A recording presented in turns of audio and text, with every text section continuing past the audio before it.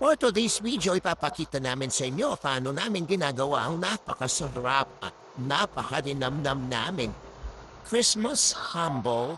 Pinakauna sa recipe namin, siyempre ang chicken giniling na hinahalo namin as a base ng ham natin.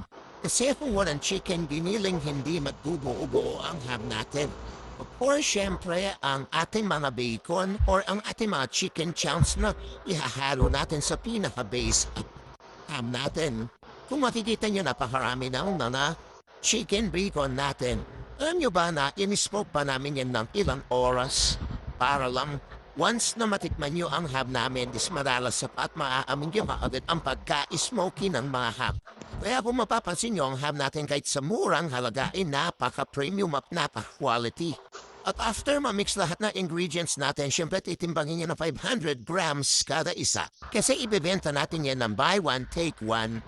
Nakikita nyo, yung piece pa lang ng ham natin is sobrang dami na ng laman. Ito ang ham na sobrang mura pero hindi tinatayid sa sangkap. Ganyan, ibabalutin na or bibilugin na yung mga ham gamit ang ale. Sa lahat ng gumagawa ng ham, hirap at napakatagal lutuin ng manaham. Siyempre, pag natapos na yan, tignan nyo naman gaano kasarap. At ang ham natin ay FDA approved. Kaya sure na sure kayo sa quality at safety ng mga kakain. Every year sold out yan at 110 pesos lang yan, buy one, take one. Meron din kaming buy one, take two, EM lang sa mga gusto mag-order.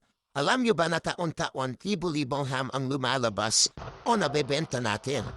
Kaya pagsapit ng December, nahihirapan na tayo mahanap ng mga ham kasi halos nakareserve na lahat po ng ham namin. Kaya hanggat maaga pa November pa lang magpareserve tayo ng mga ham kasi hindi biro maghanap ng ham pagdating ng December, lalo na sa mga galito ka-quality ham katulad ng sa amin.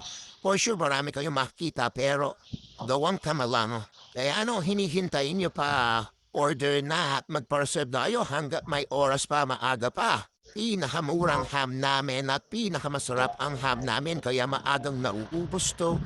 Sa mga nag-order, please PM nyo lang ko ako or message lang sa Viber ko. Maraming salamat sa inyong lahat.